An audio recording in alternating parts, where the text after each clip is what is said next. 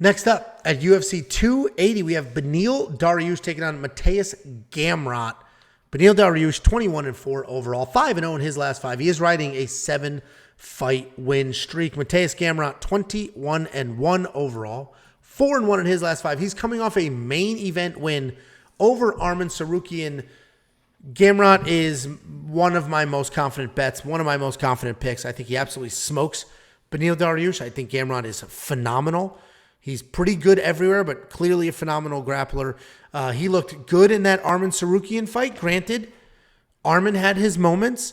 I think Gamrot started to take over as the fight went on. That was a 5-rounder. This is a 3-rounder. That is a little bit of a factor, but Beneil Dariush hasn't fought in forever. Beneil Dariush has supposed to gotten like 6 title shots, never got them.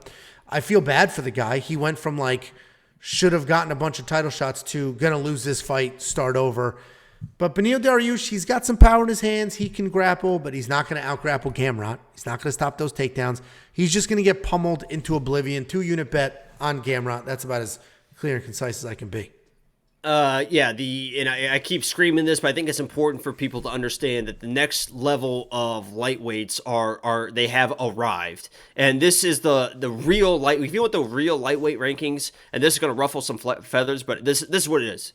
The best lightweight in the entire world is Damir Ismagulov. I mean, there's no doubt about that. Damir is the best lightweight in the world. The second best lightweight in the world is Gamrot. I mean, he is the second best lightweight in the world. The third one is Garam, who beat Gamrot. That's his only loss, split decision win, and Garam lost to Damir. So you see those 3 at the top. Boom, boom, boom, boom, boom. The fourth is Islam, who we'll get to. The fifth is Charles Oliveira. The sixth is Arman Tsarukyan. So you got Arman, and then those 3 I mentioned. Gamrot is the absolute real deal. He will be the next champ at 155. Whoever wins between Islam and Charles, I believe Gamrot will fight them and beat either one of them. He is that good. I am biased. He is my dude. I do love Gamrot. I had him picked against Arman. The fact that he was a 2-1 underdog versus Arman was just asinine. The same way the fact that Damir Ismagulov is a 2-1 dog versus Arman is ridiculous. Arman will be a guy eventually. He's too young now, but Gamrot is the dude right now. He's going to dominate this fight, and he's going to become the champion. Going to beat Islam or Charles, whoever wins that fight Saturday.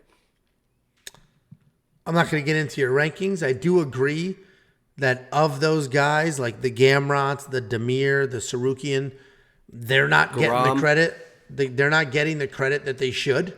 Like those guys smoked Dustin Poirier. Every single one of those guys. And Michael Chandler. I mean, Michael Chandler too. I mean, it's bad. And Gaethje's the only one that I would say could hang because his chin is so good, and he was like an actual. But they can all out wrestle. Yeah, but they can all out. They can still all out wrestle. I was to say he's a legitimate wrestler, but we saw Khabib had no problem with that. But anyway, so we're both on the Gamrot side. We both think he just absolutely punishes Beneil Dariush. I feel bad for Dariush. Like I said, man, that guy 7-fight win streak should have gotten a title shot. This is like the Tony Ferguson tripped over the power cable all over again. But poor Beneil. And the best, the raps that puts a bow on it is this whole time he thought he was the backup for the main event that he's fighting on. And then like 4 days ago, Volkanovski's like, I'm the backup. And Dariush's like, I thought I was the backup. And they're like, fuck, you're not the backup. We got this guy here, the champ to be a. And it's like, oh, I thought I was the backup. Yeah. Yeah, no, I genuinely feel bad for the guy because I think he had some injuries in the mix, but a lot of the fact that he hasn't fought in a while is literally because he was waiting he thought, oh, after this fight, I'll get a title shot. And, unfortunately, and don't forget he's about to get pounded on. Yeah, and he was basically put out by Jakar Close as well. He was out of that fight, was down and out, pretty much knocked out, and all of a sudden found this wild shot that knocked out Jakar. So he was getting beat up pretty bad in that fight versus Jakar. I think this is kind of the same way. He's had a nice run, but he's not invincible, that's for sure. Yeah. No, I hear you. $8,800 in DraftKings, probably. Well, definitely worth it. I just got to look at mine, see if I can squeeze them in because it's a couple expensive guys that I like. But I think this is easy pickings. People are saying that Gamrot shouldn't get a title shot because he's about to beat Dariush, number 3 or number 4 dude in the division. Of course he can get a title shot after this. There's nobody left for Charles to fight if he wins because he's beat everyone else. And Islam, I guess he could go through and fight like Dustin or Chandler again, but I don't they think will do that. They will do that. They'll because those guys are cash cows. But if Charles wins, who's he going to fight? He's beat everyone else.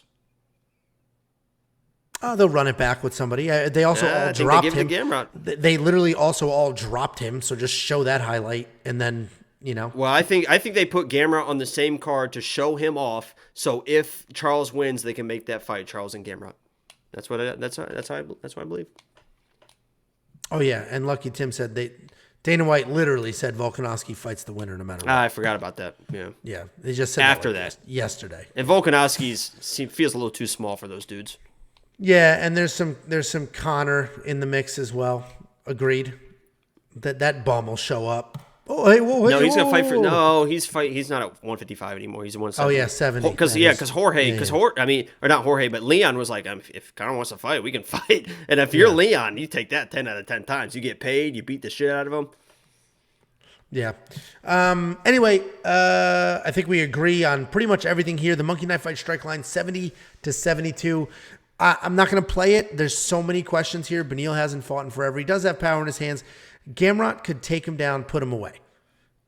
Or he could just take him down. It could be a 3-round war. I don't know. I'm not touching the strike line as much as I want you to use the promo code so we can make a couple of dollars. I'm not going to do it. Not for this fight at least.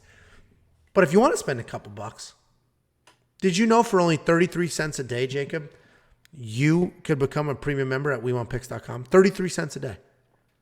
It's not bad. Did you know that? I didn't. And then do you remember when we talked about that early in the stream, Angelo? My mind is slipping. My mind's telling me no. Anyway, WeWantPicks.com. It's $10 a month. That's 33 cents a day. Bets, picks, DraftKings optimizer, anything you could ever need to make some money and have some fun watching these fights. WeWantPicks.com. There's a button at the top. Click.